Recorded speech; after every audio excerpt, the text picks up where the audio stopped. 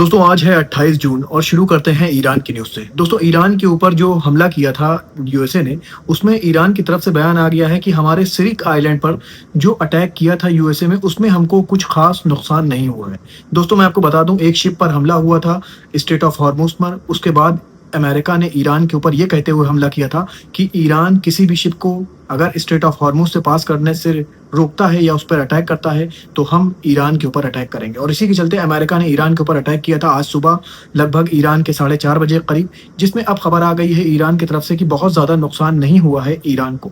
दोस्तों इसी के साथ मैं बता दूं, उसके कुछ मिनट के बाद ईरान ने भी हमला किया था यूएसए के कुछ बेसिस पर। इसी के साथ बहरीन से भी खबर आ रही है। बहरीन ने कहा है कि हमारी टेरिटरी में कई ईरान के ड्रोन्स आए थे और ईरान ने भी कहा था कि हमने कई यूएस के बेसिस को टारगेट किया था। और ईरान की तरफ से बयान आ गया है कि नेक्स्ट टाइम अगर यूएसए ईरान के ऊपर किसी भी तरह अटैक करता है तो ईरान इससे भी ज्यादा सख्त कदम उठाएगा। डोनाल्ड ट्रंप ने कहा था कि ईरान ने सीज फायर का वायलेशन किया है स्ट्रेट ऑफ हॉर्मुज पर, जो उसने शिप पर हमला किया है। ईरान की तरफ से बयान आ गया है, ईरान ने कहा है स्ट्रेट ऑफ हॉर्मुज पर हमने कुछ पाबंदियां लगाएंगे, उसको हर शिप को फॉलो करना होगा और अगर वो शिप फॉलो नहीं करेगा तो उसको वो कॉन्सिक्वेंसेस भुगतने पड़ेंगे। ईरान ने कहा है कि हमने सीज फायर तोड़ा नहीं है, सीज फायर को हम फॉलो कर रहे हैं और जो बात हमने रखी थी हम उसी पर चल रहे हैं। मतलब कि हमने कहा था कि स्ट्रेट ऑफ हॉर्मुज से जो भी शिप पास होगी उसको हमें बताना होगा, हमें इन्फॉर्म करना होगा, तब हम उसे सेफ पैसेज देंगे। और अगर हमसे बताए बिना कोई शिप पास होगी, हमारी इन्फॉर्मेशन के बिना, हमारी इजाज़त के बिना, तो हम उसे टारगेट करेंगे और हम वही कर रहे हैं। हम कोई सीज फायर का वॉयलेशन नहीं कर रहे हैं, ऐसा कहना है ईरान का।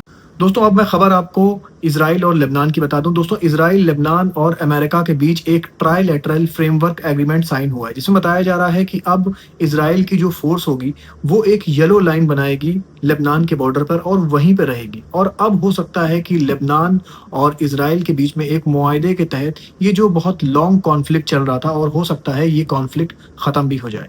लेकिन दूसरी तरफ दोस्तों मैं बता दूं, हिजबुल्लाह को ये एग्रीमेंट मंजूर नहीं है। हिजबुल्लाह का कहना है कि हम ये एग्रीमेंट नहीं मानते हैं, हम वो एग्रीमेंट मानेंगे जो ईरान और यूएसए के बीच में मुआहदा हुआ है कि पूरा फुल सीज फायर हो लेबनान के अंदर। हम ये एग्रीमेंट नहीं मान रहे। इसी के साथ इजराइल ने भी कहा है कि अगर ईरान ने लेबनान के साथ जो हमारा एग्रीमेंट हो रहा है इसमें दखल अंदाजी देने की कोशिश करी या इसको तोड़ने की कोशिश करी, हम ईरान के ऊपर हमला करने से भी परहेज नहीं करेंगे।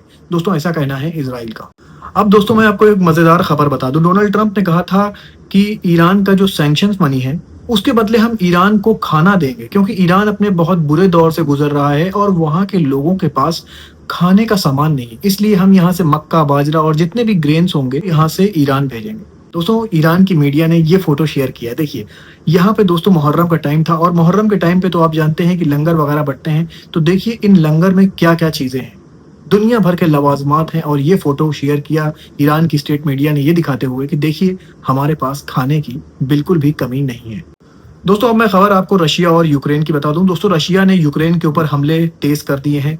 बताया ये जा रहा है यूक्रेन के इलाकों में आज रशिया ने कई हमले किए, जिसमें यूक्रेन के 2 MiG-29 जेट्स तबाह हो गए। दोस्तों अब रशिया ने सख्त रुख अपनाना शुरू कर दिया है यूक्रेन के खिलाफ। दोस्तों इसमें देखिए आगे क्या होता है, क्योंकि दोनों कंट्रीज अब बहुत बुरी तरीके से उलझ गई हैं। पुतिन ने कहा था कि वो सीज फायर करना चाहते हैं, लेकिन रशिया के अंदर के जो हार्ड लाइन मिनिस्टर्स हैं वो पुतिन की बात से इत्तेफाक नहीं रखते। उनका कहना है कि हमको सीज फायर नहीं चाहिए, हम चाहते हैं कि यूक्रेन के ऊपर और ज्यादा बड़े हमले हों। देखिए दोस्तों इसमें क्या होता है, पुतिन का तो ये कहना था कि वो सीज फायर चाहते हैं, लेकिन रशिया के अंदर के जो लीडर्स हैं उनका ये मानना है कि हमको और खतरनाक हमले करना चाहिए यूक्रेन पर। देखिए दोस्तों इसमें आगे क्या होता है। दोस्तों ऐसे ही खबरें लेकर मैं आपके पास आता रहूंगा। अपना बहुत ख्याल रखिए और मुझे भी अपनी दुआओं में याद रखिए।